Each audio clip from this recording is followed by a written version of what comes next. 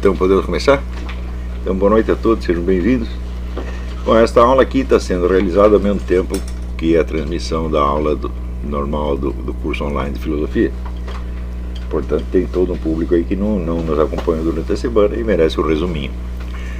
O Roger Scruton, ele examina essa questão da crise da inteligência e da autocultura em vários escritos, mas nós escolhemos um que pareceu especialmente propício, que é Confissões de um Cético Francófilo, no qual ele acompanha as transformações da classe intelectual na França e no mundo anglo-saxônico ao longo dos últimos meio século, notando que todas as tendências mais destrutivas e até caricaturais que apareceram na cultura francesa no pós-guerra acabaram sendo rapidamente superadas na França, substituídas por coisa melhor, ao passo que no mundo anglo-saxônico elas se arraigaram e continuam firmes e dominantes até hoje. E ele diagnostica muito corretamente isso, dizendo que a superação relativamente fácil disso na França ocorreu porque a vida intelectual lá não é dependente da instituição universitária. Ela é travada no livre mercado de ideias, através de livros, revistas, entrevistas, conferências, etc. De modo que cada escritor ou cada formador de opinião, ele tem que criar o seu próprio público, tá certo? E se o público o abandona, ele tá lascado, ele não tem a garantia de uma instituição pelas costas. Ao passo que nos Estados Unidos e na Inglaterra, praticamente toda a vida intelectual foi absorvida pela universidade, de modo que ali o pessoal está mais ou menos defendido da reação popular, né? E podem continuar repassando as suas ideias em circuito fechado para alunos absolutamente indefesos, que não são um público normal, porque eles dependem do professor para poder completar as suas carreiras. Então é, por assim dizer, um público não só cativo, mas até um público escravo. Então a possibilidade de surgir um confronto crítico é mínima. E por isso mesmo, aquelas correntes desconstrucionistas, estruturalistas, desconstrucionistas, que na França já foram abandonadas há muito tempo, aqui ainda são amplamente dominantes e não vejo muita perspectiva de eles caírem pela próxima década. Este diagnóstico está muito certo, porém o Scruton, ele diz que ele foi capaz de perceber facilmente o elemento de charlatanismo que havia em tudo isso, em toda essa produção francesa do pós-guerra, graças à sua formação em filosofia analítica. E, curiosamente, o ambiente anglo-saxônico, no qual toda aquela bullshit prosperou e se consolidou, é também formado por filosofia analítica, de modo que, se o estudo da filosofia analítica teve esse efeito na cabeça do Roger Scruton, parece não ter tido na dúvida demais. Ele diz que a grande deficiência do meio intelectual anglo-saxônico foi não ter fornecido à juventude um rito de passagem, um senso de agregação numa comunidade, como eles adquiriam na França através da militância política. Esse diagnóstico não está totalmente errado, mas temos que pensar o seguinte: em primeiro lugar, a filosofia analítica contém sim um rito de passagem, ela toda é um rito de passagem, ela é a aquisição de uma linguagem que integra você no grupo universitário, só que é um grupo universitário que funciona intramuros, não é uma militância externa, então é como se fosse um rito de agregação, mas de tipo esotérico. Você passa a fazer parte da comunidade dos eleitos. Vocês não têm muita experiência disso, mas vocês não têm ideia do senso de superioridade que um estudante de filosofia analítica tem sobre o restante da humanidade. É uma coisa assim, quase beatífico, né? Então, em parte, o Roger Scruton também foi contaminado por isso. Quer dizer, ele acredita que este mundo da filosofia analítica ele é a busca da verdade nua e crua, ao passo que no outro lado você tem a busca de uma integração comunitária, de uma satisfação emocional, por assim dizer. E nesse ponto é totalmente errado, porque a filosofia analítica é uma satisfação emocional também incalculável. Você não imagina o que é o sujeito acreditar que ele, como ele tem os instrumentos para a análise da linguagem, ele sabe distinguir entre o que é o discurso que faz sentido e o que não faz sentido, o que tem significado e o que não tem significado. E com isso ele joga fora 95% do discurso humano como carente de significado, e sobra só como portador de significado aquele conjunto, aquelas sentenças que o Wittgenstein chamava proposições atomísticas, são proposições isoladas que podem ser verificadas mediante um conjunto de correspondências, uma tabela de correspondências com dados da experiência. Ou seja, tudo isso é uma redução, e a experiência é entendida, vamos dizer, apenas ou na acepção dos 5 sentidos ou na acepção da experiência científica. Não é isso? Só que isso aí, em primeiro lugar, é uma redução tremenda do campo da experiência humana. A experiência humana vai muito além daquilo que se pode averiguar por estes métodos científicos usuais. Não por qualquer método científico, mas pelo usual, pelo arroz com feijão, né, das universidades. Em segundo lugar, é certo que a comunidade humana, que ela exige uma confirmação científica para dar credibilidade às ideias, mas do ponto de vista do indivíduo humano, isso é absolutamente desastroso, porque a verificação científica de qualquer coisa pode levar muito tempo, né? E no campo das decisões humanas você frequentemente não pode esperar esse tempo. Então, um outro efeito que teve este império, vamos dizer, da razão científica, entre aspas, foi o efeito que teve no campo político, onde as decisões políticas passam a depender de uma prova juridicamente válida de alguma coisa. E a prova juridicamente válida é tremendamente complicada, e quando ela chega, o momento das decisões já passou. Então tudo isso serve para paralisar, vamos dizer, a inteligência prática, né? E o raciocínio do que os medievais chamavam de raciocínio de conveniência. O que é conveniência? Conveniência é quando você tem um monte de fatores que convergem, certo? Fatores de ordem diferente que convergem num certo campo e sugerem um rumo a seguir. Então é o tipo de raciocínio que se faz, por exemplo, num campo de batalha. Você imagina um general que, para ele tomar uma decisão, ele tem que esperar uma prova científica de que o inimigo está vindo por tal lado, etc, etc. Ele evidentemente vai morrer. E hoje este superego científico, por exemplo, exerce uma função altamente paralisante, e quando o indivíduo é educado nessa base, ele já fica com a inteligência paralisada desde o início. E essa paralisia, de certo modo, lhe dá um senso de superioridade. Quer dizer, eu não sou capaz de tirar conclusão nenhuma sobre isto, e isto é a prova de que eu sou um sujeito enormemente criterioso e que estou acima do resto da humanidade. Eles ficam todos mais ou menos assim. Também, vamos dizer, a confiabilidade que esse pessoal atribui à prova científica também é um bocado fetichista.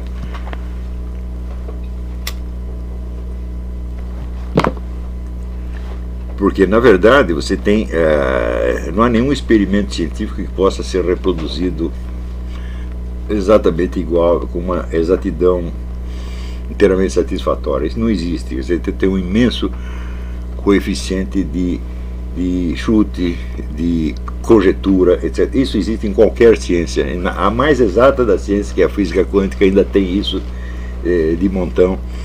De modo que não faz sentido você criar uma escala de racionalidade no qual a racionalidade científica está no topo e as outras são inferiores. Isso realmente não faz sentido.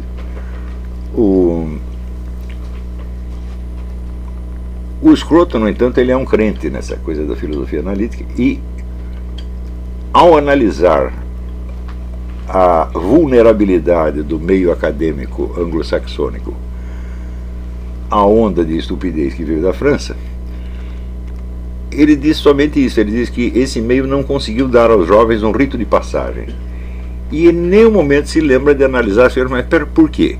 Porque este meio, que é amplamente dominado pela filosofia analítica, que é a filosofia na qual eu me formei, Roger Scruton, por que logo esse se tornou vulnerável? Será que não há nenhuma relação entre uma coisa e outra?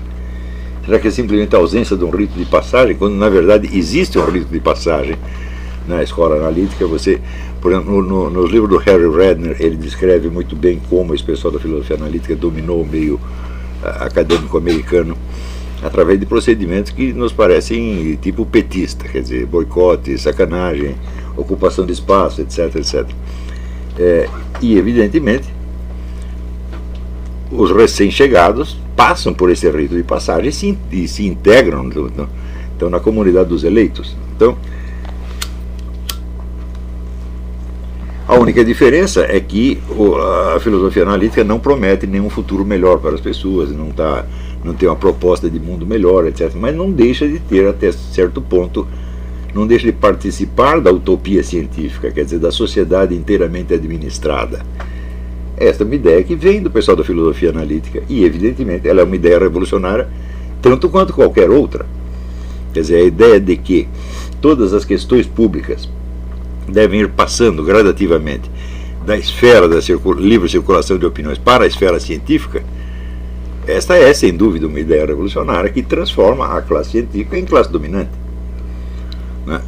O que cria ainda um problema terrível, porque a ciência, por um lado, se apresenta como uma atividade permanentemente autocrítica que está em constante revisão e que, portanto, pode desmentir amanhã o que disse hoje. Mas, ao mesmo tempo, ela tem se arrogado o papel de, em última instância, decisiva. Então só existe uma autoridade no mundo, a autoridade da ciência. Tá certo? E como é que você pode, como é que se pode tomar como autoridade última, tá certo? Uma comunidade que pode mudar de ideia amanhã e que não tem satisfações a prestar a ninguém? Então, a mim me parece que a condição para o exercício da ciência como atividade permanentemente crítica é a ausência de autoridade. A ciência, para ela ser honesta, ela não pode ter uma autoridade sobre a sociedade, ela não pode mandar, ela só tem que investigar e contar o que descobriu. E tem até a frase do Ernest Renan. Ernest Renan não é um modelo de cientista, mas é um modelo de mentalidade científica. E ele dizia: eu só consigo escrever, né? Ele estudava a história das religiões, essa coisa toda, escreveu uma série de livros furadíssimos sobre a origem do cristianismo, mas ele dizia: eu só consigo escrever se eu estiver perfeitamente convicto que as minhas ideias não terão a menor consequência. Eu digo, um cientista deve pensar assim, porque se aquilo que ele diz adquire autoridade, se impõe a toda a sociedade, fala, bom, e se a pesquisa prossegue e amanhã diz que você está errado? Isso a gente vê na medicina acontecer o tempo todo, né? Tal coisa faz mal, o negócio é retirado da dieta imediatamente. No dia seguinte, não, a falta disso é que faz mal, e assim por diante, né? Se você está empenhado, vamos dizer, na permanente revisão das suas conclusões à luz das novas experiências, então não tem como você ter autoridade, não é isso? Então, a ausência da autoridade, a total humildade perante a sociedade humana, teria que ser a única atitude possível com o exercício da profissão científica. E, no entanto, o que nós vemos é o contrário. Quanto mais se insiste no caráter crítico e permanentemente autorrevisionista da ciência, mais se transforma a ciência em autoridade decisória última. Né? Diga. Professor, isso é mais ou menos o que o Popper fala sobre a questão da ciência? Eu não lembro dele ter dito isso, exatamente quando isso. Ele fala que a ciência é mais verossímil cada vez que ela é comprovada, que a teoria que estava dominante, ela é... Não, o que o Popper diz é o seguinte, é que não existe verdade na ciência, existe somente conclusões que são adequadas ao estado atual dos conhecimentos. Quer dizer, é uma proposta de modéstia científica, mas eu nunca vi o Popper analisar a questão da autoridade científica sobre este aspecto, a autoridade que a ciência exerce sobre a sociedade. E aí que justamente você tem o paradoxo, quer dizer, se nós não temos sequer uma verdade, nós só temos uma conclusão provisória, em que medida essa conclusão provisória pode se consolidar numa lei e se tornar obrigatória para todo mundo? Não é isso? Então, pior, o que se transforma em autoridade não são somente os conhecimentos científicos, mas a falta de conhecimentos também. Ou seja, aquilo que a ciência, no seu estado atual, não conseguiu descobrir ou confirmar, é tido como inexistente. Então, nada sabemos sobre isto. Conclusão, isto não existe. O caso do movimento gay é característico. Como é que o homossexualismo foi retirado da lista das doenças mentais? Bom, não encontramos uma prova de que seja uma doença mental. Bom, eu pessoalmente acho que não é doença mental, mas foi retirado não por uma conclusão científica, mas pela falta de uma conclusão científica. Então, quer dizer, a ausência de conhecimento se transforma não só num conhecimento positivo, mas se transforma numa fonte de autoridade. E isso está acontecendo o tempo todo, e evidentemente a atividade científica está integrada nas estruturas de governo, nas estruturas de organismos internacionais, então constitui hoje um poder absolutamente avassalador, né, com o qual não se pode discutir, exceto nos termos da própria ciência, tá certo? Mas a própria ciência também não pode discutir além de um certo ponto, tá certo? Então, o que acaba vigorando? Vamos dizer, é o consenso da classe. Você vê toda essa discussão sobre aquecimento global, ela está que nem aquele samba do Moreira da Silva. Até hoje ninguém sabe quem morreu, eu garanto que foi ele, garanto que fui eu. Ninguém sabe se isso existe ou se não existe, tá certo? Então, a coisa é transferida para a esfera puramente política. Vamos somar os votos, não é isso? Então toda hora você vê, não sei quanto por cento dos cientistas acha que tal coisa, não sei quanto por cento acha que tal outra. Então virou uma assembleia de estudantes. Então a coisa se transformou numa atividade política no sentido do Carl Schmitt. Quer dizer, um campo onde não há possibilidade de arbitragem racional. Ou seja, a ciência é um campo de atividade onde não há arbitragem racional, onde há apenas a soma dos votos. E praticamente todas as discussões científicas das últimas décadas têm sido assim. Essa questão de evolucionismo e design inteligente, o que eles acabam fazendo? Somando os votos. Ninguém tem uma prova. Se tivesse uma prova convincente, uma prova persuasiva, bom, deveria convencer pelo menos a maior parte da classe, mas não tem. Você vê que a classe está permanentemente dividida. E, na medida que divida, o que acontece? Ela disputa espaços. Então, tudo isto se transformou numa luta política. E da onde vem isso? Isso começa com a escola analítica, evidentemente. A escola analítica entronizou a autoridade da ciência em todos os domínios.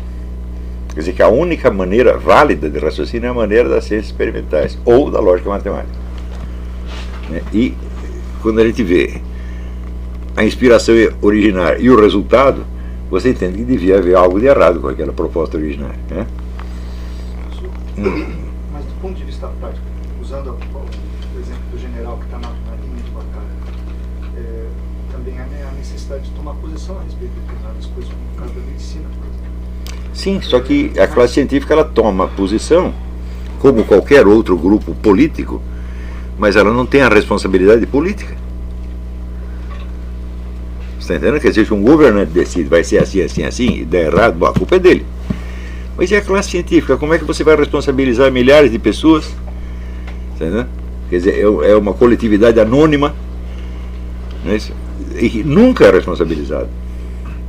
E o senhor vê alguma possibilidade de sair desse paradoxo? Bom, eu não sei, não me cabe dar a solução para os problemas do mundo, está entendendo? Eu estou descrevendo a coisa como ela está, tá certo? E dentro disso eu pensei, bom, o que nós podemos fazer, não para resolver o problema, mas para que nós não nos tornemos cúmplices disso. Que outra coisa nós podemos fazer? Ainda que isso não modifique nada no panorama social, mas modifica nas nossas vidas, né, e nos priva de participar de uma palhaçada trágica, né? Então eu acho possível você pautar a vida intelectual por critérios muito mais exigentes, muito mais sérios do que esse. Tá certo? E eu acho que tenho exemplificado isso aqui nos meus cursos, nos meus livros, mais ou menos como é que eu acho que se deve fazer isso aí. Então, eu acho que assim, o mandamento número 1 é o da fenomenologia de Husserl, quer dizer, as coisas e os fatos é que tem que falar, não nós. E as coisas e os fatos vistos da maneira que eles se apresentam e não de uma maneira previamente recortada para se enquadrar nas categorias desta ou daquela ciência. Que esse é o problema. É aquela afirmação do Baudrillard de que o conhecimento científico recorta uma série de fenômenos, né? Já para levar a determinadas conclusões, essa crítica é inteiramente verdadeira. Não é possível fazer uma pesquisa científica a não ser desta maneira, de maneira que há um forte elemento tautológico na coisa. Felizmente, esse elemento tautológico não impede que a ciência funcione. Por quê? Porque quando se recorta um campo de fenômenos baseado na hipótese de um princípio comum ou de uma causa comum, em geral os caras têm razão. E depois as pesquisas demonstram que funciona exatamente assim. Tá certo? Mas que todo conhecimento humano deva se submeter a esse tipo de critério, aí é o fim da picada. Não é isso? Então, por exemplo, se uma ciência tem um campo delimitado e um método específico, então aquilo que está fora desse campo e deste método, ela não pode opinar.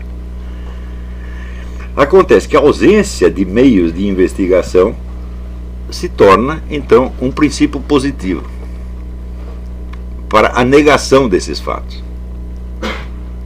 Quer dizer, a nossa ciência não tem meios de averiguar isso, então isso não existe. Ou seja, a noção de fato passa a ser substituída pela noção de fato científico.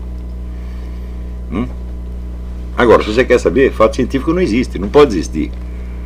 Nenhuma ciência estuda fatos. Basta você ter a divisão entre a ciência, quer dizer, você ter a delimitação dos vários campos.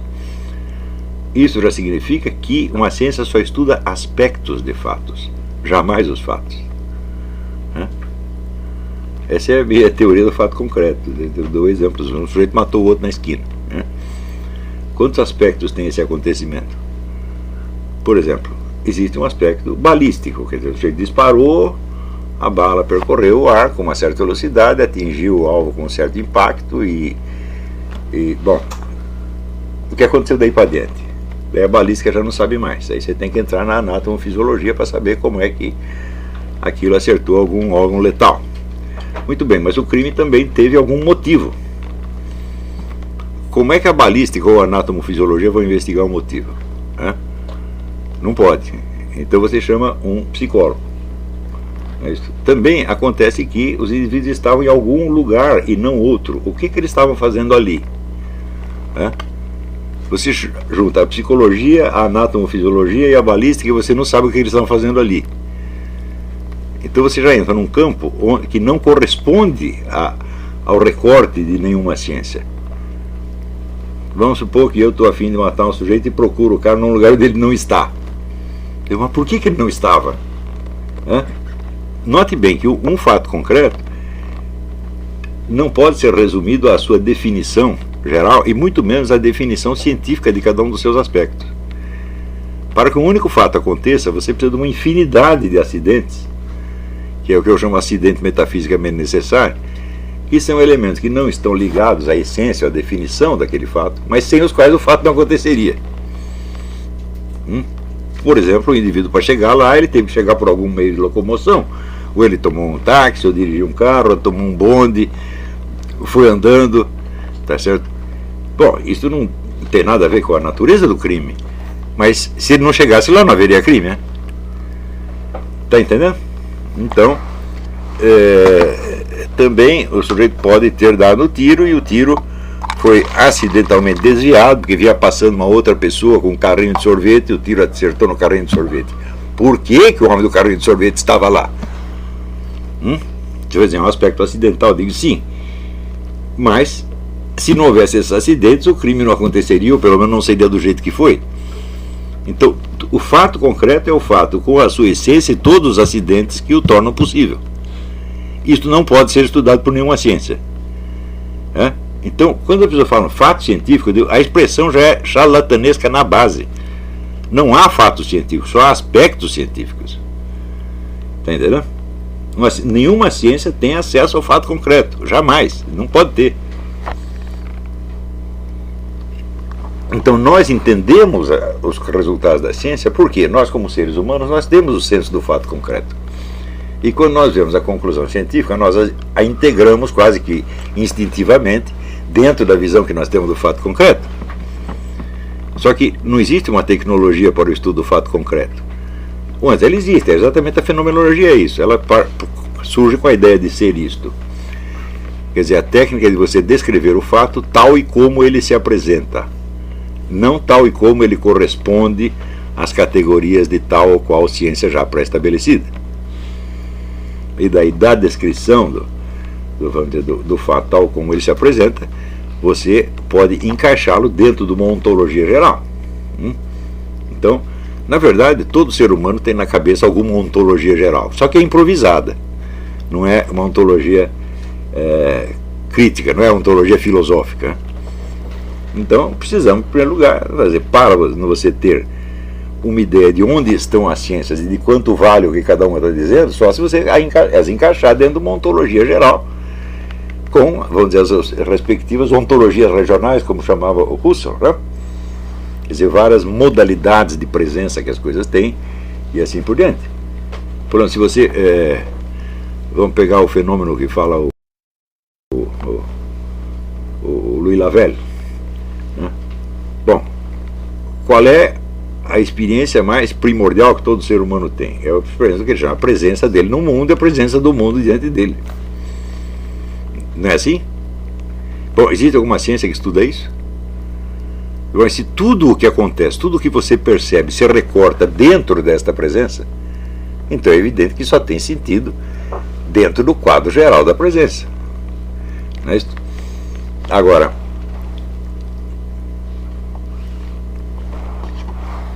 não existe nenhuma ciência que estuda isso e também não existe a ciência da articulação das ontologias regionais dentro do quadro geral. Então o negócio vira uma... Você não tem critério para decidir nada. Então, quer dizer, o mundo da discussão científica é um mundo irracional. Quando você pega, por exemplo, pega esse livro do Wolfgang Schmidt, O Enigma Quântico, ele parte do princípio seguinte: olha, não existe experimento científico mais exato e mais bem sucedido do que os da física quântica. A gente faz esse experimento milhões de vezes e dá sempre a mesma coisa. Só que ninguém entende o que está acontecendo. Ninguém sabe o que é isto. Você vê apenas certas aparências que se comportam de uma certa maneira. Eu digo, bom, em que medida isto é conhecimento? No meu entender, isso não é conhecimento, isso é exatamente um enigma. Isso não é uma resposta, é uma pergunta. Isso não é o fim de uma investigação, é o começo. Está entendendo? Então, só que se eu não tenho, pois, uma fenomenologia da matéria, eu não sei as várias modalidades pelas quais a matéria se apresenta a mim, eu não sei que tipo de matéria a física quântica está estudando, não sei. Eles não sabem nem se isto é matéria. Uma partícula subatômica é matéria ou é outra coisa? Ninguém sabe. Então, quer dizer, não sabemos nada, nós só sabemos a equação matemática que nos descreve um fenômeno do qual não entendemos absolutamente nada. Acontece que 4 séculos atrás, os gênios do começo da modernidade já diziam que era para fazer exatamente isto. Não interessa mais saber o que as coisas são, interessa apenas descrever os fenômenos. Só que se você vai por esse caminho, você fica louco. Porque você tem informações que você não tem como encaixar numa visão geral do que quer que seja. Então o que os caras fazem? Eles pegam esses fenômenos que eles não entendem e começam a criar novas visões gerais inspiradas naquilo. Então, quando se fala, por uma expressão, concepção científica do cosmos, está aí uma coisa que não existe e não pode existir. Nenhuma ciência pode chegar a uma concepção científica do cosmos, e todas elas juntas também não podem. Porque elas só estudam aspectos. Você somando esses vários aspectos, você não compõe uma tartaruga inteira, quanto mais um cosmos inteiro. Então, Edmund Husserl, no começo do século XX, ele percebeu tudo isto E diz, bom, então precisamos de uma outra ciência, que é a ciência do quê? Dos fenômenos tal como eles se apresentam. Só que, em primeiro lugar, não temos linguagem para descrever os fenômenos tal como eles se apresentam. Nós só temos dois tipos de linguagem. Nós temos uma linguagem analógica das artes, que não descreve, mas simbolizam, de algum modo, e simbolizam de uma maneira que as pessoas acham que entendem. Ou temos a linguagem das ciências, que também não descreve os fatos, mas só aqueles aspectos que coincidem com as suas disposições metodológicas. Então nós temos, por um lado, símbolos, tá certo? E por outro lado, nós temos fantasmas, né? Então temos que criar uma outra linguagem. E ele viu que nós não temos linguagem para descrever o mais simples dos fenômenos, né? Por exemplo, quando você tem uma percepção, o que acontece ali? O que é ter uma percepção? Eu digo, bom, já tem milhares de psicólogos estudando isso, só que é o seguinte, eles não estudam o que acontece na percepção. Eles reduzem a percepção a algum dos seus aspectos, que é acessível aos seus métodos, e passam a falar disto. Por exemplo, tem o famoso experimento do Ludwig Fechner, um filósofo, psicólogo alemão, que ele estourava um flash no seu próprio olho e via quanto tempo levava para sumir aquele halo que forma, né? Então ele diz, bom, se o estímulo é constante e o olho é sempre o mesmo, então se há uma variação no tempo, deve ser por um outro fator. E esse outro fator misterioso ele chamava de psicológico. Ele diz, bom, nós temos aqui um elemento por assim dizer, anatomofisiológico. Temos um elemento físico, que é a luz, temos um elemento anatomofisiológico, que é o olho, né? Mas esses dois elementos não bastam para definir o tempo de reação. Então deve ter um terceiro elemento. Esse elemento é chamado de psicológico, né? Eu digo, muito bem, mas isso é uma descrição do que é o fato psicológico? Não, esse é um critério negativo de localização. Não é isso? Quer dizer, eu não sei o que é psicológico, eu só sei que ele é um treco que não é isso e nem aquilo e deve estar num terceiro lugar. Praticamente toda a psicologia experimental só faz isto. Isto é conhecer o fato? Não.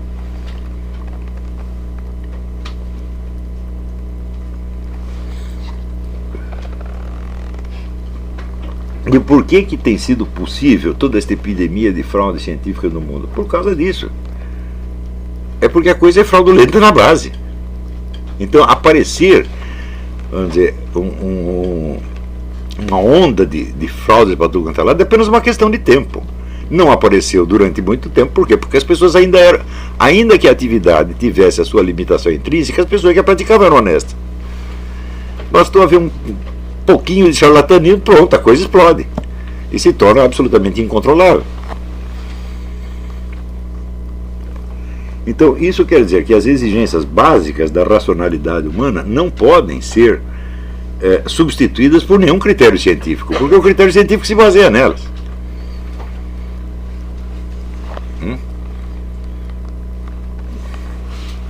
Agora, a primeira exigência, vamos dizer, da racionalidade humana é você não confundir as coisas com as palavras. Agora, quando você pega toda uma escola, como a escola analítica, que acha que nós podemos resolver tudo mediante a análise da linguagem, né? Eu digo, quando mediante a análise da linguagem nós não podemos nem saber o que é linguagem, né? Você vê a que ponto isto pode fomentar loucura, erro, charlatanismo, etc, etc. Isso não para mais. Esta famosa observação que eu faço, que o mundo, que você não sabe o que é, mas você sabe que você está nele, é o mediador de toda a linguagem. Linguagem é algo que acontece no mundo, não acima dele, né? Não fora dele, né? Você pode ter a impressão de que está fora dele por causa da sua capacidade de abstração. Quer dizer, aquela famosa capacidade que mencionava o Hegel, que a mente humana tem de se isolar de tudo e proceder como se só ela existisse. É o famoso cogito ergo sum do Descartes. É o máximo do máximo do máximo da abstração. Tudo é incerto, menos o meu pensamento. Né? Digo, muito bem, mas isto é uma abstração. Você está se separando de fatores que, no entanto, você sabe que estão presentes. Né? Por exemplo, você está raciocinando em alguma língua. Né? Ou está raciocinando em francês, ou está raciocinando em latim. Você não nasceu sabendo nenhuma das duas. Isso foi toda uma sociedade que passou isso para você. Então, como é que a única coisa certa é você? Está entendendo? Quer dizer, o eu pensante, essa certeza do eu pensante, tal como Descartes descreve, ela é furada. E, no entanto, esta capacidade, vamos dizer, para muitos filósofos é um grande orgulho, porque é o máximo do máximo da abstração. O próprio Hegel se orgulha muito disto. E diz, ótimo, isso é uma grande capacidade, só que é uma capacidade também muito perigosa. Essa você pode descobrir muita coisa por aí, mas isso é a fonte de todos os enganos. Eles começam por negar o fenômeno da presença. Falei, bom, muito bem, quando você esteve ausente do universo, você pode decidir não pensar no universo e se isolar dele mentalmente, mas para isso você precisa estar nele. Não só antes e depois, mas durante a sua própria operação você continua sabendo que está nele. Então, me mostra um instante onde você saiu do mundo. Você nunca sai. Você fala, mas eu tive uma experiência de quase morte, fui parar no paraíso, e o paraíso não existia. Ele não é parte do mundo. Então, até lá onde você está conversando com os anjinhos, só bom, existe também um universo. Ou seja, a sua mente nunca esteve isolada da presença. Está entendendo? Então, esse aqui é um fato básico. E esse fato é constantemente negado por milhares de teorias que nem percebem que o estão negando.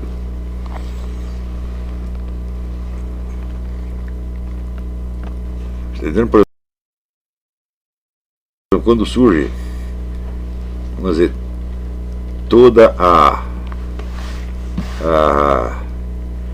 semiologia, os caras acham que estudando então o fenômeno do signo você vai descobrir tudo o que acontece. Bom, muito bem, mas para existir signo, meu filho, precisa presença. Inclusive porque o primeiro e mais elementar tipo de signo, que é o que eu chamo signo formal, não passa de uma cópia da coisa. Quer dizer, você vê um gato e você consegue uma imagem de gato. Toda a investigação semiológica parte daí. Eu digo, bom, então faz o seguinte, suprime o signo formal e vê o que acontece. Acabou o pensamento. E de onde você tirou o signo formal? Da presença do gato. Então quer dizer que uma reforma da vida intelectual, fala, bom, não está na minha capacidade de propor uma reforma mundial da vida intelectual, mas eu posso reformar a minha vida intelectual e a dos meus alunos. Eu posso.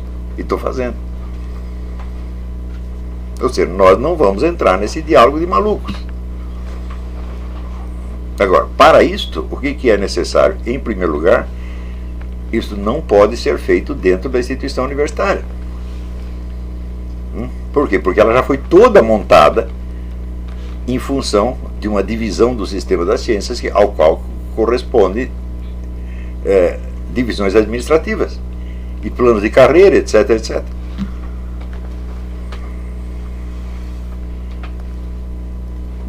Tá entendendo? Como é que você faz, por exemplo, se você, sendo o professor de uma determinada disciplina, chega à conclusão que essa disciplina não existe?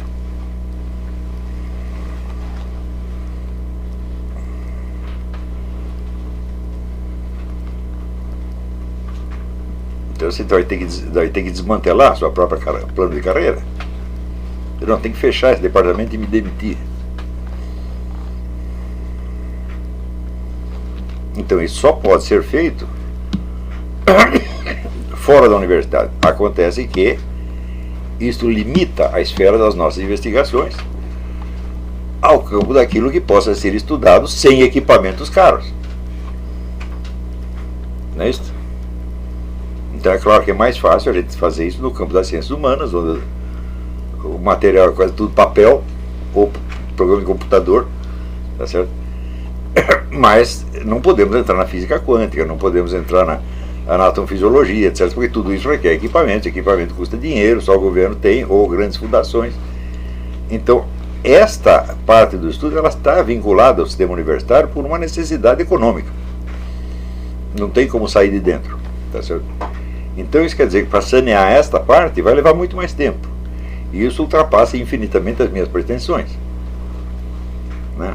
Eu só quero fornecer, vamos dizer, um modelo do que pode ser a vida intelectual praticada com toda a seriedade da coisa. E nisso o que me inspirou foi o livro do padre Chatillon, A Vida Intelectual, que é o livro que eu recomendo para todos os meus alunos. Foi o livro que determinou que eu fizesse esse curso. Né? Porque ele define a carreira intelectual como uma carreira de consagração. Como se você fosse um monge ou coisa parecida. Né? Então você está consagrado num treco que você chama de busca da verdade, mas você quer a verdade tal como ela se apresenta e não como ela já está pré-recortada nos termos de uma técnica científica qualquer, porque daí já não é a verdade. Daí é uma verdade convencional.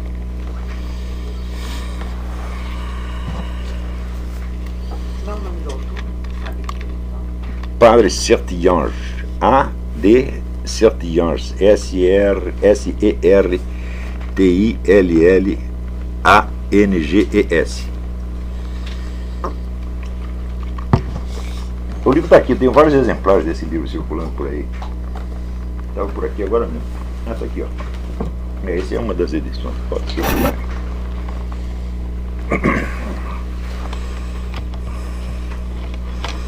E o que eu estou fazendo aqui? Eu estou fazendo o que o padre Chatillon mandou fazer. Entendeu? E como a gente faria para tornar isso operacional? Essa proposta dele. Quer dizer, esse ideal de vida intelectual que ele descreve, eu digo, bom, como podemos fazer isso na prática? O resultado são esses cursos.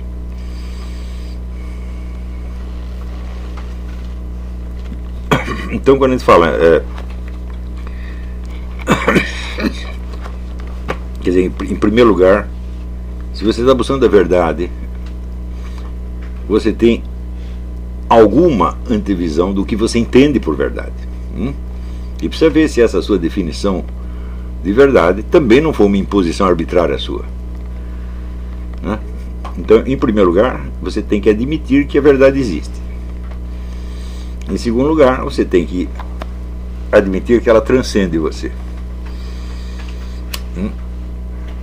Ou seja, que você não a possui. Em terceiro lugar, você precisa ter algum critério de reconhecimento. Daí tem aquela apostila, o problema da verdade, a verdade do problema. Daí você lê lá, está explicado ali mais ou menos o que eu acho. Eu acho que a verdade é um campo dentro do qual você está existencialmente e no qual você pode estar psicologicamente também, se você quiser. Então,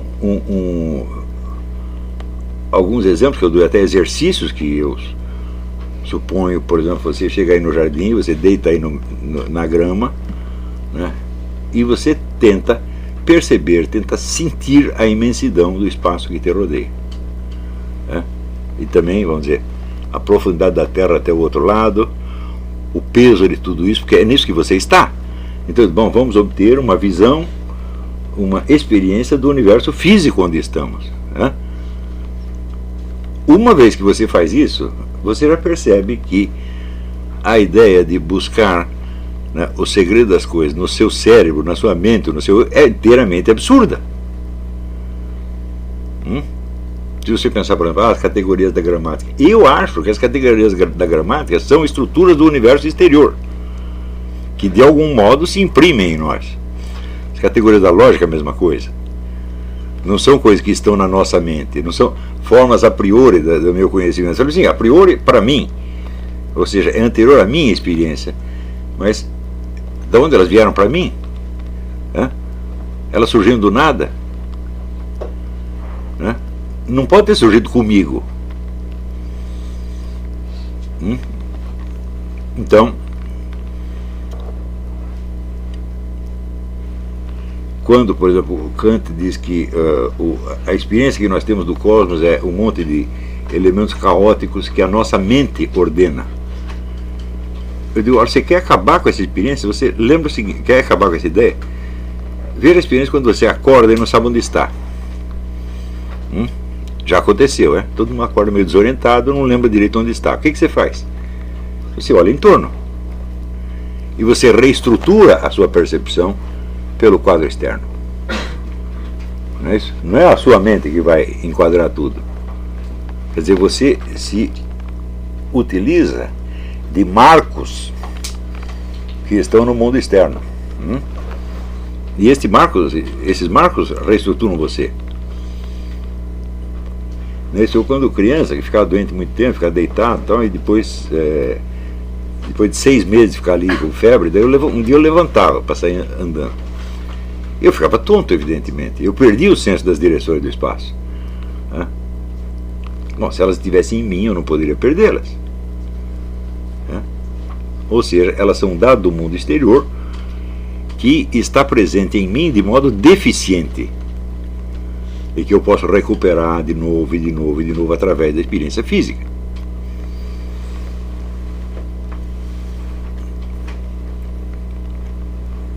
Então, por exemplo, a diferença entre a dimensão horizontal e a vertical.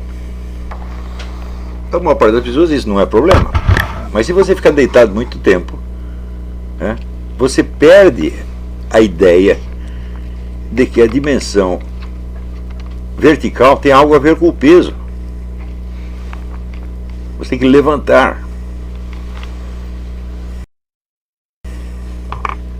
Quer dizer, eu nunca fiz um trabalho exaustivo de descrição dessas. Se eu pudesse, eu consagraria um tempo a isso. É como as nossas categorias se formam pela nossa convivência com o mundo físico. O mundo físico nos ensina, por assim dizer. Ele tem uma estrutura, ele tem uma ordem, e nós temos um cérebro apropriado, vamos dizer, a absorver essas estruturas e trabalhá-las de algum modo. Então é claro que se o nosso cérebro fosse inadequado para isso, nós não perceberíamos essas coisas. Mas nós não nascemos com a percepção delas, elas não são inatas de maneira alguma. Inata é apenas a capacidade de absorvê-las, a capacidade de ativá-las, por assim dizer. E mesmo essa capacidade, ela varia de pessoa para pessoa.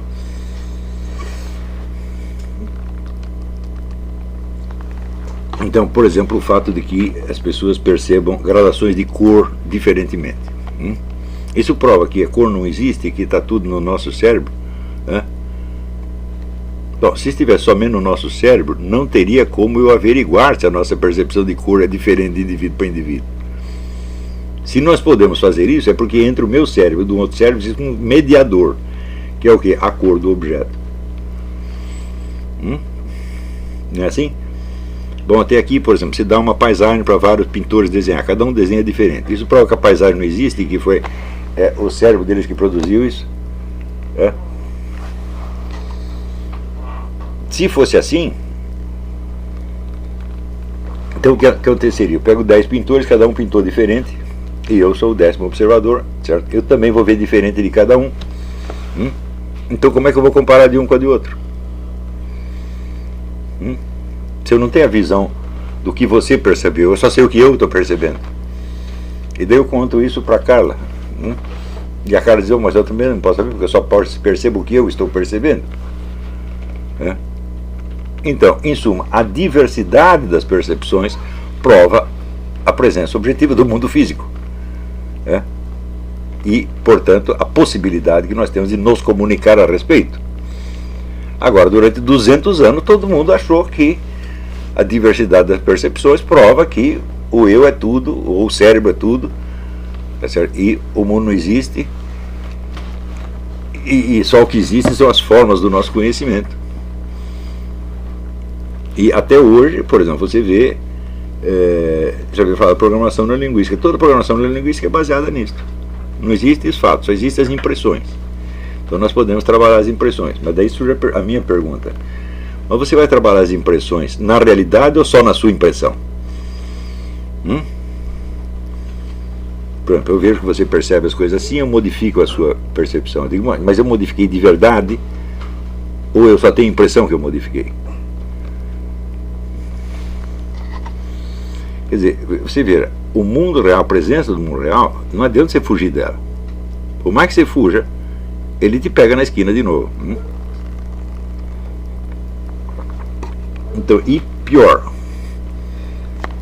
o mundo real se resume àquilo que você pega pelos 5 sentidos? Eu, claro que não, porque os 5 sentidos não tem, por exemplo, o sentido de tempo e de continuidade. Se você não tiver isso, não tem percepção alguma. Então, quer dizer, nós temos também o sentido do tempo, nós temos o sentido da profundidade, nós temos o sentido das relações, tudo isso você capta, não é isso? Então, o primeiro passo, vamos dizer, é uma submissão integral da mente às condições do mundo real da experiência.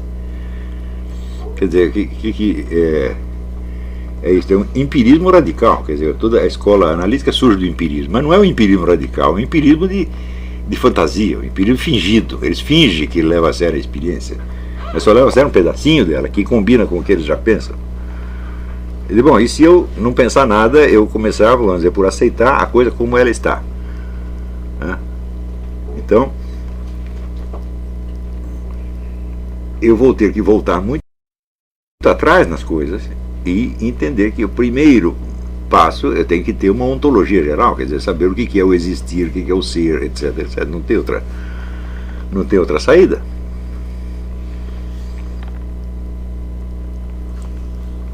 E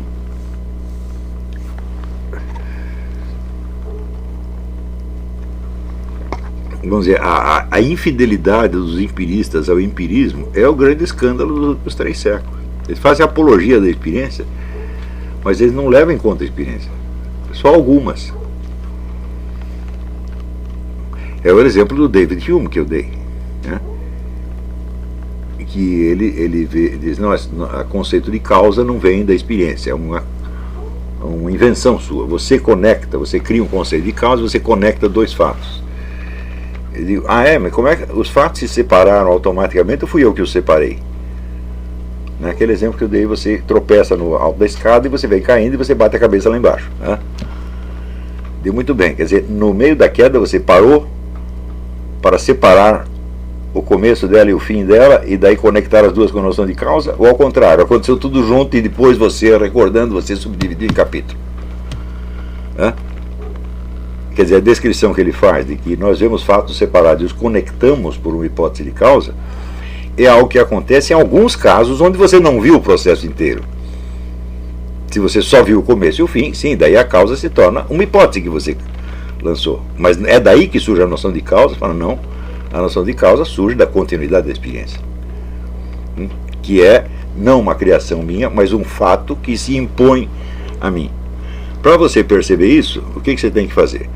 Você tem que descrever os fenômenos tal como você o experimenta realmente, e não em modelos hipotéticos simplificados, como por exemplo da bola de bilhar. A bola de bilhar vem rolando, bate na outra e a outra sai rolando. Então, bom, não pense em bola de bilhar, pense em você mesmo. Uma vez eu estava andando na Avenida Ipiranga e vi um trombadão tentando tirar o meu celular, mas a capa do celular é tão ruim que ele não conseguia tirar. Daí fica aí que ele empurra, eu caí em cima do japonês. E o japonês achou que o trombadão fosse eu, que eu estava tentando assaltá-lo, ficou louco da vida. Enquanto isso, o trombadão verdadeiro fugiu sem telefone. Bom, esse aí é um exemplo de causa e efeito. Por que eu não posso negar a conexão? É porque era eu que estava lá. Agora, se fosse uma bola de bilhar, bom, eu estou olhando a bola de bilhar de fora, não tenho compromisso nenhum com isso, eu posso dizer a respeito dela o que eu quiser. Então, a experiência da bola de bilhar não é uma experiência hipotética. Mas quando eu analiso a minha experiência de fato,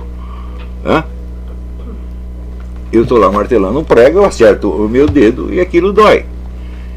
Eu digo, a martelada causou um machucado, que causou a dor. Porque é um processo único, não está subdividido em etapas. Mas se eu subdividir, eu vou ter a impressão de que Quer dizer, o martelo causar a dor foi apenas uma conclusão que eu tirei depois.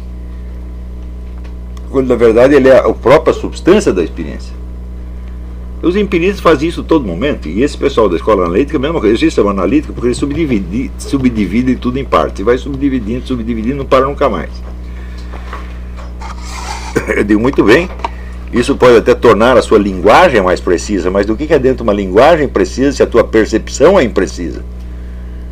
Então, antes da técnica de aprimorar a linguagem, nós temos que aprimorar a percepção e a narração dos fatos tal como eles realmente nos acontecem. E daí nós entendemos que qualquer fato, por pequeno que seja, né, ele tem uma infinidade de acidentes metafisicamente necessários sem os quais não poderia acontecer. Então cada fato está aberto em 1 milhão de direções possíveis. E é nisso que nós vivemos. É de um mundo, vamos dizer, denso de direções e de conexões que nós vivemos. Né? E nunca a nossa linguagem vai preencher todo esse campo. Ah, mas que pena, então a nossa linguagem ficará sempre imprecisa. Eu digo, mas a linguagem não precisa ser precisa. Porque nós estamos todos dentro do mesmo mundo, e o mundo é o mediador da nossa comunicação. E por mais impreciso que eu seja, as pessoas saberão do que eu estou falando. Né? É um negócio, você chega na Alemanha, vai no supermercado, e você não sabe dizer linguiça. O que você faz? Né? Você aponta a linguiça. Né? O nego não entende? Entende. Ou então você pega a linguiça, né?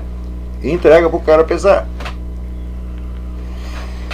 Isso, toda a comunicação humana se baseia numa presença que é comum. E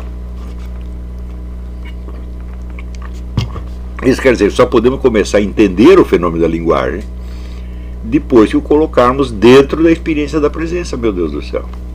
Nós não tínhamos a presença antes de aprender a falar? Então, antes de você ter o primeiro signo, no livro do André Marques, ele conta aquela experiência do primeiro signo aprendido por uma mulher que era cega, surda e muda. Ela já tinha 20 e tantos anos, não se comunicava com ninguém e tinha que então ser alimentada, cuidada o tempo todo. E um dia a freira cuidava dela, estava dando comida para ela, e a moça pega uma faca. Ela toma a faca e a moça fica desesperada. Daí ela tem ideia de fazer um signo de faca. Ela pega a mão da moça e faz assim. A moça faz a mesma coisa na mão dela, ela entrega a faca para a moça. Pronto, a moça aprendeu o primeiro signo. Daí logo aprendeu o segundo, terceiro, quarto, quinto, quinto. Só que é o seguinte, antes essa moça estava totalmente isolada e não tinha nenhuma experiência da realidade. Né? Ela tinha a presença, tanto que ela pegou a faca, tanto que ela chorou. Está entendendo? Então isso quer dizer que ela teve a experiência da presença sem signos durante 20 e tantos anos, e por isso pôde aprender o primeiro signo. Né? Agora vamos pensar que tudo começa com o signo?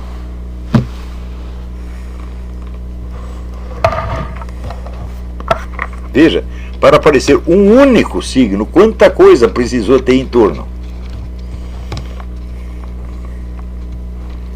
Estão entendendo? Então, vamos, eu não tenho solução para o que fazer com a ciência mundial, nem com a universidade do mundo, mas eu sei o que fazer para você ter uma visão da realidade que é bem mais adequada do que esses caras. E, portanto, isso lhe permitirá fazer análise de situações concretas, né, de modo mais realista, e chegar a previsões que funcionam.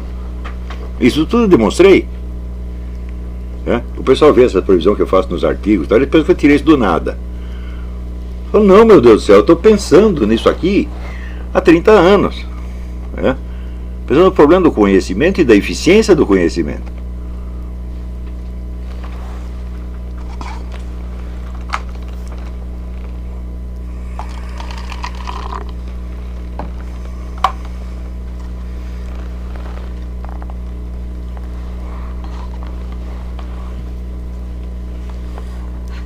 Vocês não acham uma coisa extraordinária que tantas pessoas têm opinião sobre religião, se elas nunca terem estudado um milagre? Nunca nenhum.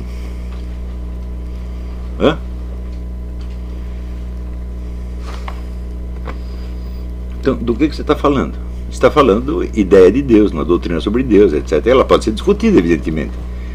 Você pega a sua ideia, diz, aqui tem a doutrina cristã. Fala, bom, em princípio, a doutrina cristã não é melhor do que a sua ideia, é uma ideia como qualquer outra e você pode discuti-la. Só que ela está se reportando a determinados fatos e você pegou os fatos e varreu para baixo do tapete. E você não quer examiná-la, você só quer examinar a doutrina. Você pega todo esse negócio que chama, essa maldição que chama religiões comparadas, que eu estudei isso durante anos, só para chegar à conclusão que não dá para comparar. Então, eles comparam doutrinas e tradições, meu Deus do céu. Eu digo, mas peraí, tem ou não tem um negócio chamado Deus? Esse Deus, ele é só objeto dos nossos pensamentos, ele é o assunto da nossa doutrina, ou ele existe objetivamente? Se ele existe objetivamente, ele age, ele fala, ele interfere. Então, é isso que nós temos que estudar, para daí nós entendermos a diversidade das religiões. Não é isso? Por exemplo, o pessoal do René Guénon, o Chuon e tal, todos eles acreditam que todas as religiões têm um fundo revelado. Eu digo, muito bem, quem revelou?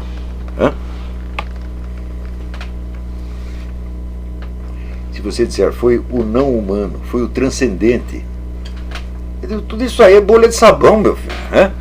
Alguém fez. E vamos ver como é que esse alguém age, então. Então, bom, o modo, existem dois modos usuais de Deus agir. Um através da criação e manutenção do cosmos, tá certo?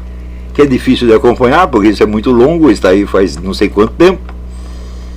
E os sinais de Deus que aparecem na natureza são todos embrulhados, de modo que onde às vezes parece ter ordem, às vezes parece ter causa, e é por isso que você não chega a nenhuma conclusão com o negócio do design inteligente.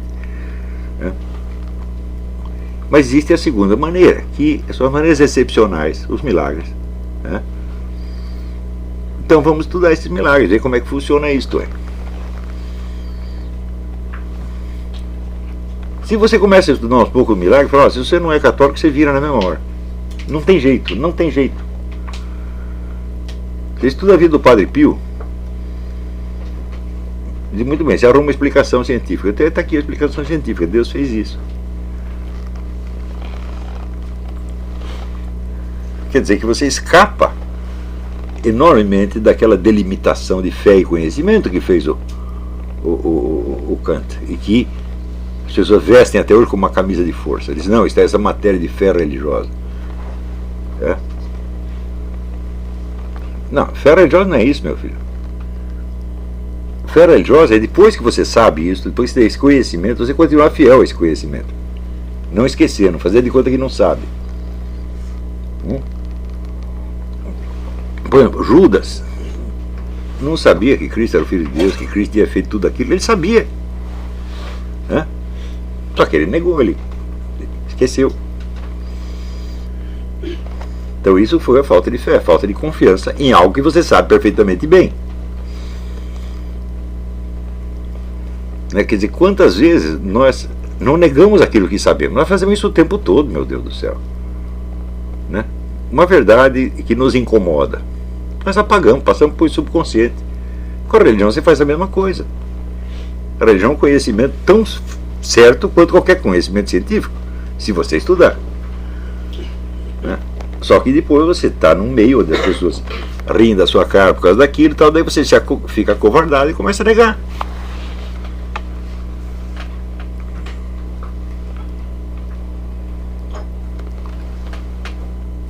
Então, hoje, assim, depois de tudo que eu estudei, eu posso assegurar para você, falar, olha, a doutrina cristã é mais certa e mais fácil de confirmar do que qualquer teoria científica existente ou por existir.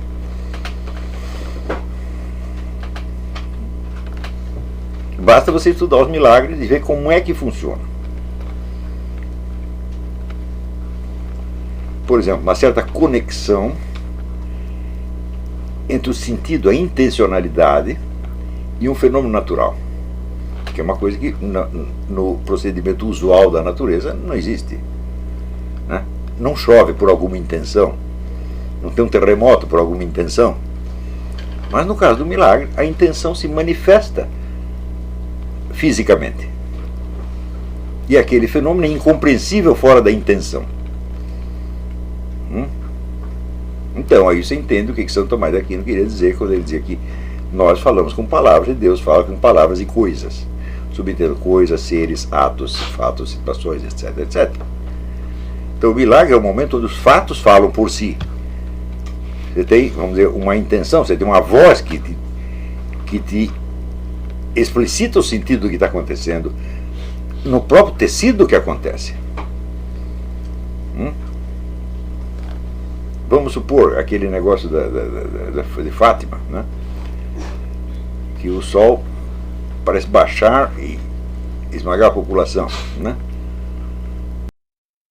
Se isso acontecesse, bom, podia ser um fenômeno sem intenção. Mas acontece, Nossa Senhora diz, olha, vai acontecer. E o fato acontece ligado ao que ela disse. Não acontece por si. Né? O fato de 70 mil pessoas estarem todas molhadas por causa da chuva e de repente secar sem nada. Secagem instantânea. Né? Bom, se acontecesse fora do contexto miraculoso, seria um fenômeno da natureza a ser explicado, ou pelas rotinas usuais da natureza que você conhece, ou pela hipótese de uma lei nova que você desconhece. Mas como acontece ligado a uma intenção, é anunciado, é dito e é feito, então você não consegue mais separar o fato e o sentido.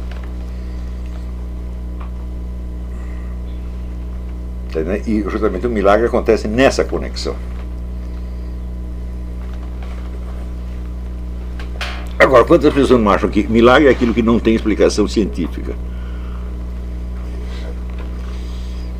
E, bom, então praticamente tudo é milagre, porque do que nós conhecemos só uma parcela infinitesimal tem explicação científica. Quer dizer, como é que você vai definir toda uma ordem de fenômenos da natureza física pela ignorância de um grupo humano? Tem que haver uma coisa mais irracional do que isso?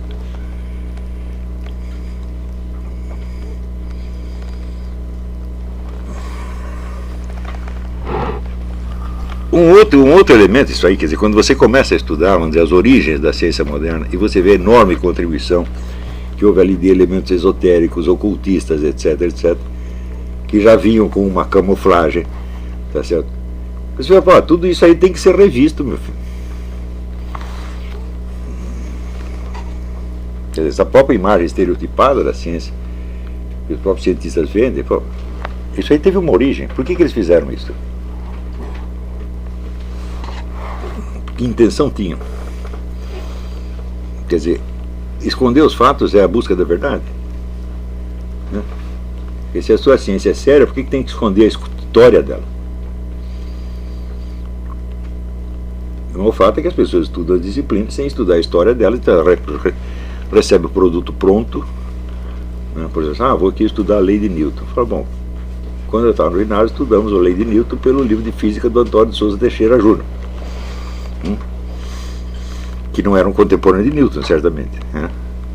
E isso para nós virou a lei de Newton. Eu falo, bom, mas peraí, mas quando eu vou estudar a lei de Newton nos escritos de Newton, ela está diferente, né? Mas eu só fui fazer isso com 60 anos de idade.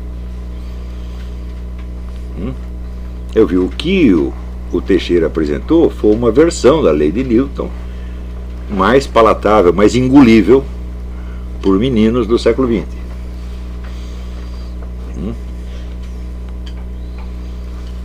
Não é quando você pega lá o princípio matemático da filosofia natural, vamos ler essa porcaria, vai dar um trabalho miserável, mas vamos ver o que ele estava tentando fazer. Você vê que é completamente diferente. E, sob certos aspectos, absolutamente inaceitável em termos da ciência atual.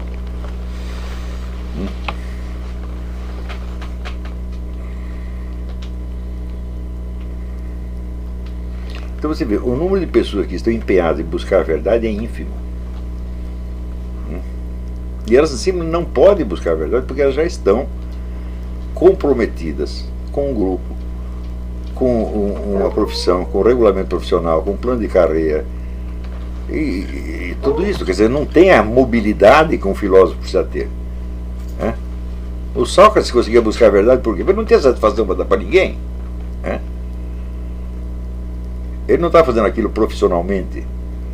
Mas, ele não tinha que satisfazer um público, a não ser o público que ele mesmo tinha montado. Porque é exatamente o que acontece comigo. De onde apareceu o meu público? Eu fiz. Portanto, eu não tenho satisfação nenhuma para dar. Né?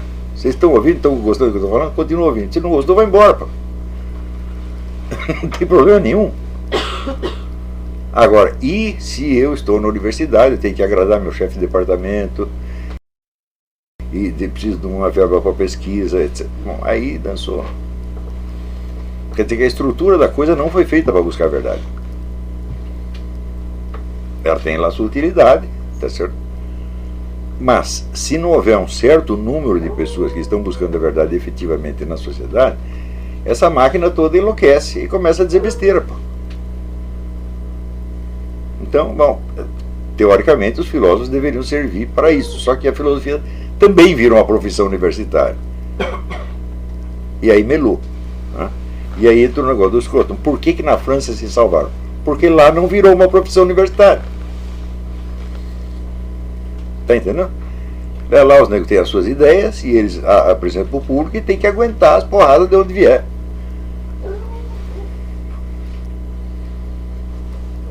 Oi. Eu acho que apesar de tudo, a influência do Kant e do comprometimento com a filosofia analítica, o Roger Scruton tem uma busca. Sim, mas você viu qual foi o começo da formação do Scruton? O primeiro interesse da vida dele foi de ordem literária. Ele ficava lendo poesia, romance, essa coisa toda. Então ele tem a sensibilidade no artista e a capacidade que o artista tem de perceber coisas que vão para além do seu quadro de referência, do quadro de referência que ele domina. Então ele tem também, vamos dizer, a busca da expressão. Ele tem genuína, tá certo? Ele tem tudo isso. Mas você vê que o Scruton é um homem de duas cabeças, né? Não é isso?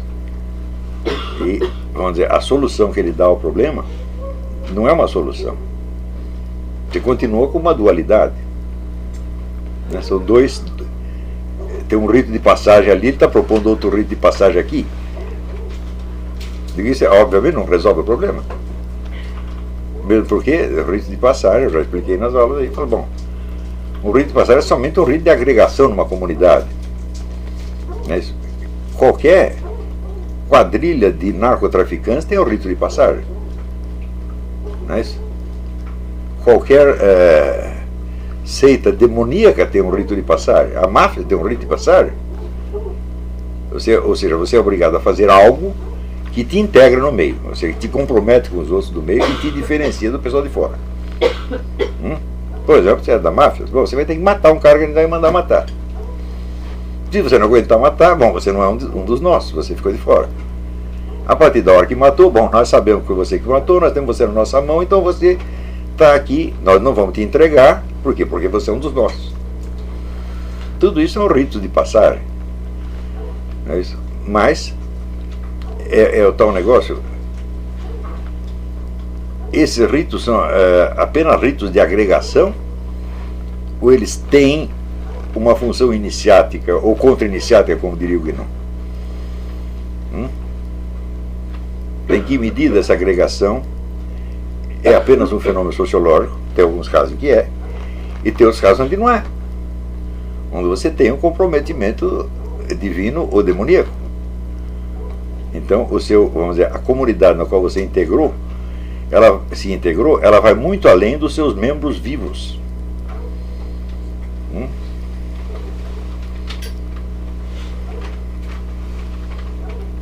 Vou falar, por exemplo, de membros vivos, né?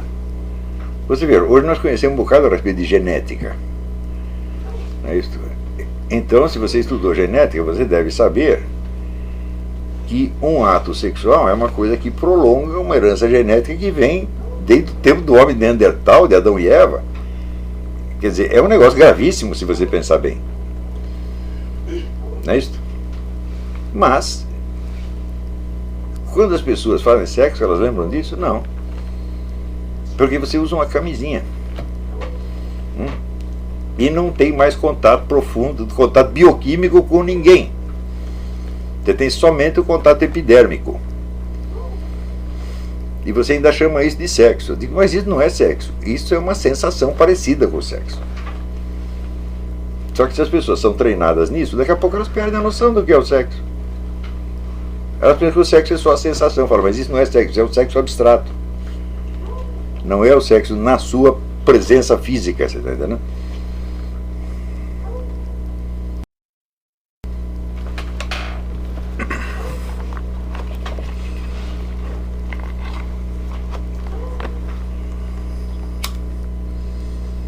Você pode separar mentalmente o sexo do fenômeno da geração, mentalmente. E você pode separar fisicamente através de uma camisinha ou de um anticoncepcional. Tá certo? Mas você tem que reconhecer que aí já não é o fenômeno inteiro. É um recorte que você fez. É uma abstração, portanto. E se você se acostuma com a ideia de que esta coisa abstrata é a realidade, você já está vivendo dentro de um mundo de plástico, meu Deus do céu.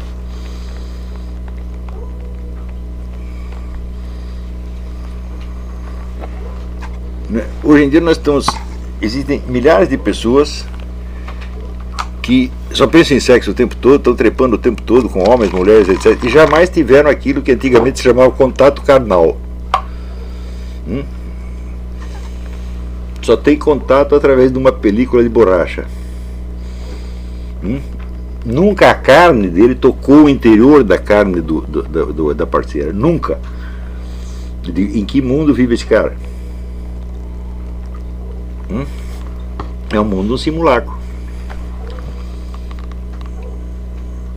Se ele, bom, usar que eu ia assim, mas pelo menos uma vez ele tivesse experimentado e alguma coisa acontecesse, bom, então ele tem uma ideia do que ele não está fazendo agora, do que ele já fez e do que ele não está fazendo. E assim por diante, né? Quer dizer, pessoas, vamos dizer, que têm uma vivência da realidade amputada dos seus elementos fundamentais e circunscrita a, vamos dizer, um recorte criado pela técnica ou pela sociedade, elas estão profundamente desaparelhadas para estudar filosofia, por exemplo. Quer dizer, a experiência da presença se tornou inacessível para elas. Elas vivem dentro de um mundo que outros seres humanos criaram para elas. Não é um mundo tal como existe aqui há não sei quantos milênios. Né? É um mundo, é um teatro. Então a primeira coisa para fazer essa questão da filosofia, bom, vamos estourar o teatro e sair para o mundo de verdade. Né?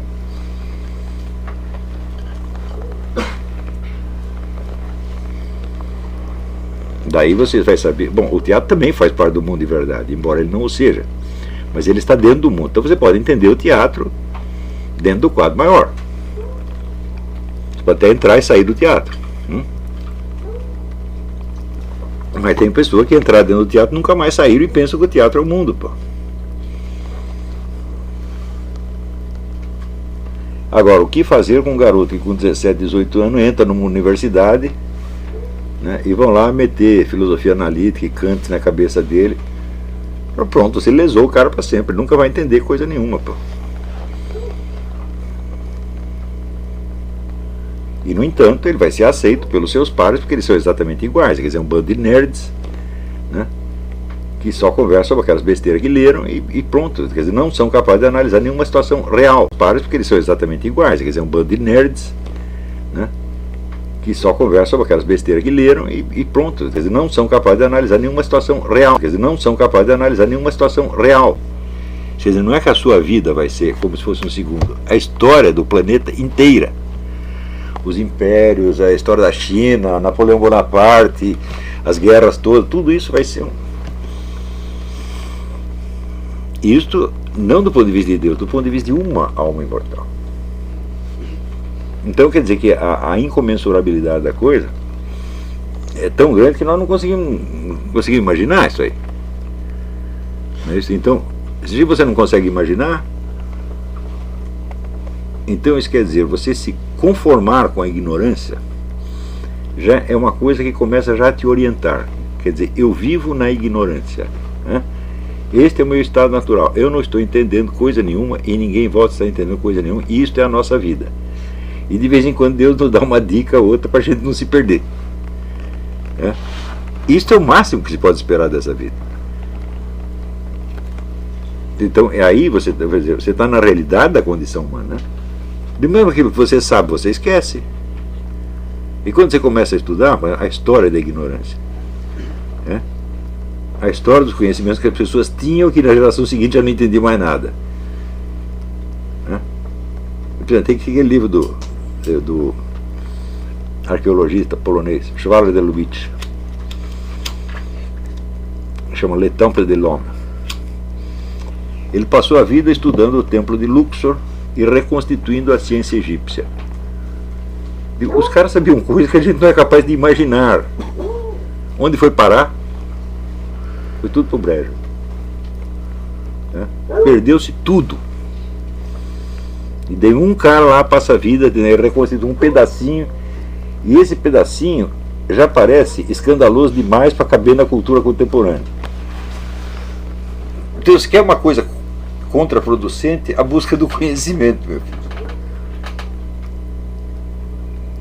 A gente vai obter o conhecimento apenas o estritamente necessário para você sobreviver e para você se orientar um pouquinho no escuro. Nós vivemos não apenas dentro de uma atmosfera de sofrimento, de frustração, mas também de ignorância, de desconhecimento, de inconsciência. Isto é a nossa vida. Então, quando você aceita esse desconhecimento, mas você sabe que existe a verdade acima de você, tá certo? Você já está orientado. Você já está na realidade. Então, isso quer dizer que todo aquele conhecimento que você não tem, que só Deus tem, começa já a trabalhar por você. E você é guiado na escuridão. Você não sabe como, mas isso acontece. Então, a busca da sabedoria é a busca desse guiamento quase inconsciente. Eu não posso dizer guiamento totalmente inconsciente, seria contraditório. Mas é quase inconsciente. De vez em quando você chega a entender alguma coisinha que é essencial, vamos dizer, para a sua sobrevivência, para a sua orientação nesse momento, nesse lugar, e isto é o máximo que nós podemos ter.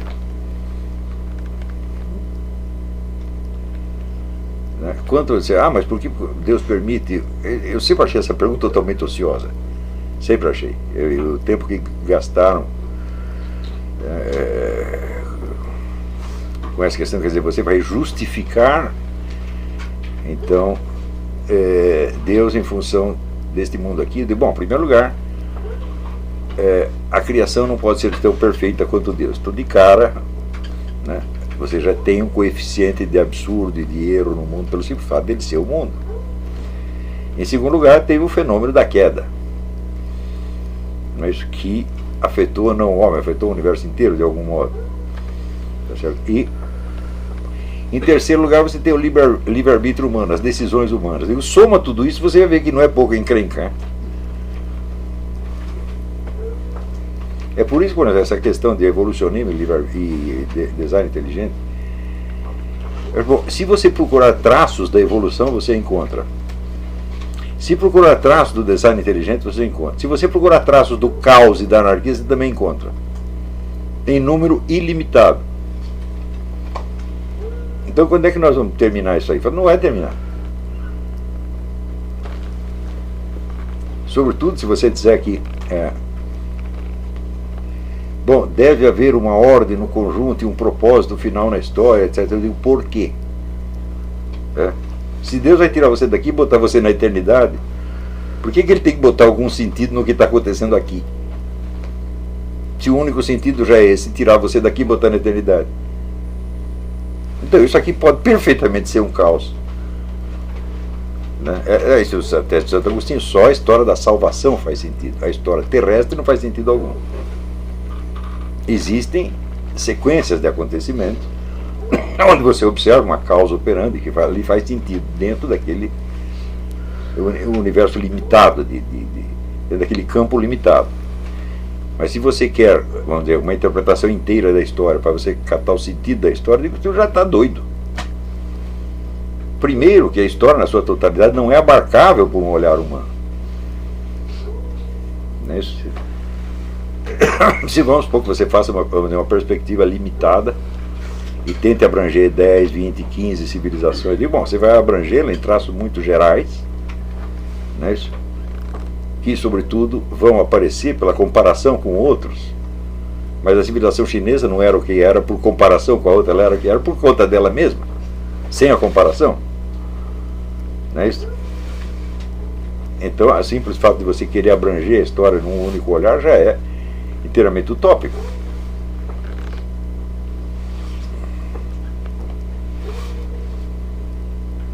Se você perguntar assim, qual é alguma constante na história humana, eu digo, bom, só tem uma constante: a população nunca parou de crescer.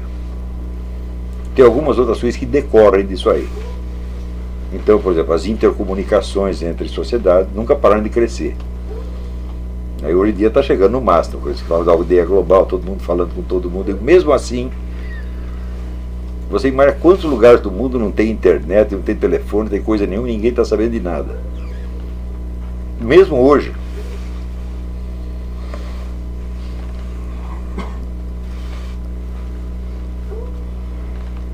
Agora, toda hora aparece gente aí, né, prevendo o curso da história da humanidade, prevendo o fim do mundo. E depois o próprio Jesus Cristo falou que ele não sabe quando é o fim do mundo. Como é que eu vou saber, pô? Né? Os caras pensam, você acha que agora nós estamos no Apocalipse? Como é que eu vou saber? Analogicamente, você vê traços do Apocalipse, sem dúvida, mas você vê traços que também não combinam. Não é isso? Então, esses símbolos todos, como diz a Susan Lengat, o símbolo é uma matriz de intelecções. Ele não é uma coisa que reflete o que a realidade é em si mesma, mas um aspecto dela que age sobre a sua inteligência e faz você descobrir alguma coisa. Então, esses símbolos apocalípticos que o pessoal nos oferece aí, eles não nos explicam o que está acontecendo, mas eles são sempre sugestivos. A partir de uma analogia você descobre outra, e outra, e outra, e outra, e outra. Agora, não é para você se deixar persuadir pelo montão de analogias, porque eu fiz aqui 1000 analogias em torno de tal ponto. Eu digo, bom, você sabe quantos milhões ainda existem que você não captou? Não sabe. Então, o nosso conhecimento é apropriado à nossa necessidade de indivíduos e às vezes de grupos pequenos. Né? Nós sabemos aquele mínimo necessário para você se orientar dentro da situação imediata.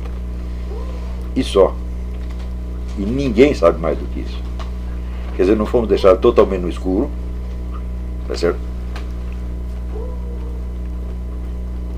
Mas nós entendemos, vamos dizer, com um conhecimento mais universal, só por participação em Deus. Onde Ele te dá isso, se Ele achar que é necessário e que é bom. Se não, não. Mas vamos dizer, esses dados básicos sobre a nossa posição do universo, sobre a nossa ignorância total, né? Sobre a nuvem de ignorância que falava aquele... Tem um tratado místico inglês, chama The Cloud of Unknowing, a nuvem do desconhecimento. O negócio da noite escura, que fala São João da Cruz. Tudo isso é a nossa condição. Né? E nós sabemos que por trás da noite escura tem algo que nos guia. Mas nos guia não assim dando o mapa inteiro, né? Dando um pedacinho de cada vez, porque você não aguentaria saber mais. Então, eu acho que essas experiências básicas, elas são o fundamento de uma vida filosófica. Porque você quer o quê? Você quer a verdade. Onde está a verdade? A verdade está na realidade. Então, a verdade da realidade, não verdades abstratas que não tem nada a ver com nada, né? Então, você tem que se abrir à realidade primeiro. E daí você vai tendo a verdadeira medida do que você é, do que você pode. Né? Agora, o número de pessoas que têm ideias sobre o futuro da espécie humana, sobre o fim do mundo, sobre a sociedade ideal, etc., cresce a cada dia. As universidades só fabricam isso, fabricam milhões de idiotas. E no meio da idiotice sempre tem que ter um cara que nem eu que diz, peraí, calma aí, vai devagar, não é assim. Sempre tem, no mínimo um. Se não tiver nenhum, não, daí ferrou. Mas tem que ter um, de algum modo, para compensar um pouco a loucura geral. Né? Quer dizer, no Brasil essa loucura chegou a um limite quase inimaginável. Mas pensando bem, o que o Brasil afeta o resto da humanidade? Nada. Aquilo é um lugar na periferia do cosmos, todo mundo ficou doido. E daí? O que isso significa? Nada. É ruim por quê? Porque nós estamos lá, porque nós somos de lá. Se ele tivesse nascido em outro lugar, não tinha importância.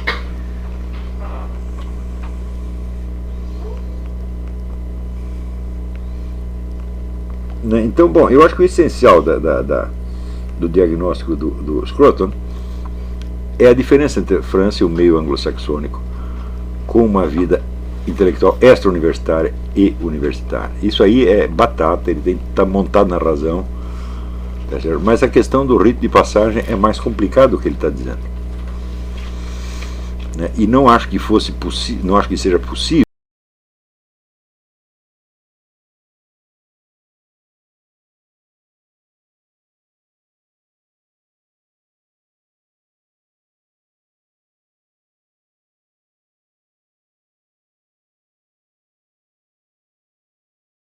católica. E a França nunca perdeu isso. A França é um país onde você, às 3 horas da tarde, da terça-feira, você vai na igreja, está cheio. A França não mudou muito nesse aspecto. Né? Quando dizia, a França é a filha mais velha da igreja.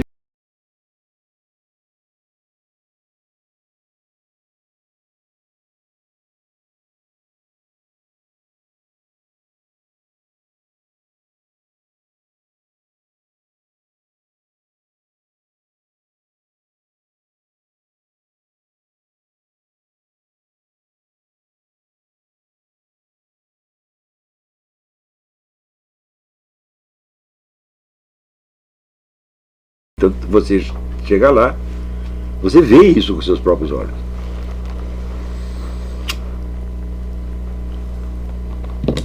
Por outro lado, por exemplo, quando eu comecei a descobrir o movimento de ideias no catolicismo francês, eu fiquei impressionado, porque aquilo era um oceano, não acabava mais. Né? Eu falei, bom, você nunca vai ouvir falar desses autores aqui no meio universitário americano. Lá ninguém sabe que isso existe. Eu digo, mas se você está vendo que existe, que as pessoas estão falando isso, então para você entender mais ou menos o que pode acontecer na França nas próximas décadas, você vai ter que levar isso em conta. Senão você vai errar sempre. Quando teve esse crescimento do Front Nacional na França, para todo mundo aqui isso foi um susto. Eu 10 anos atrás falei, isso é inevitável, é claro que vai acontecer. Do mesmo modo que você prevê o crescimento do PT no Brasil, você prevê o crescimento do Front Nacional na França. Partindo do quê? Do que os caras estão dizendo que vão fazer. Se um lado está dizendo que vai fazer tal e qual coisa, e o outro nem sabe, ah, meu filho, então eles vão fazer e ninguém vai parar. Ninguém dete, como diz o Google. Agora, se houver, vamos dizer, um confronto, que esses caras têm esse plano, o outro lado está sabendo disso e quer parar o plano, bom, aí complica o negócio, aí você tem um jogo de força. Mas quando não há jogo de força, só tem um jogador em campo, a previsão é a coisa mais fácil do mundo. Mas se você pegasse, bom, o que a esquerda francesa tem produzido em termos de ideias, etc., nos últimos 10, 20 anos? Nada, zero. E o pessoal da direita é uma ideia atrás da outra. Também sai besteira no meio, é claro. Mas eles não param de pensar. Então esse aqui ele vai ocupar o espaço. Também no Brasil, se você pensava, a produção intelectual da esquerda acabou. Você não tem líderes intelectuais. Então eles não têm novas ideias. Eles vão só repetir os velhos discursos. E isso acaba enchendo o saco. Daqui a pouco ninguém mais quer saber desse negócio. Então, um crescimento ideológico da direita no Brasil é inevitável. Agora, se isto vai se transformar numa mudança do esquema de poder ou não, eu falo, bom, aí depende, nós não sabemos. Mas também, vamos dizer, eu não pretendo dirigir o curso das coisas, né? Eu estou dando só algumas sugestões aí. E a minha esfera de ação seria propriamente cultural, ideológica, etc., não política. Não posso entrar nisso aí, não dá, a cabeça tem limites, né?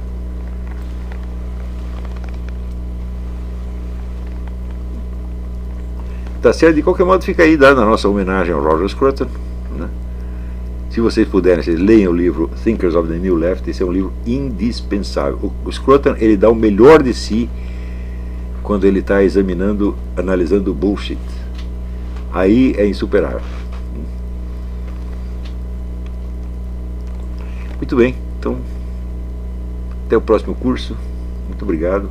E vocês que aí estão online, até a semana que vem. Muito obrigado. Ei.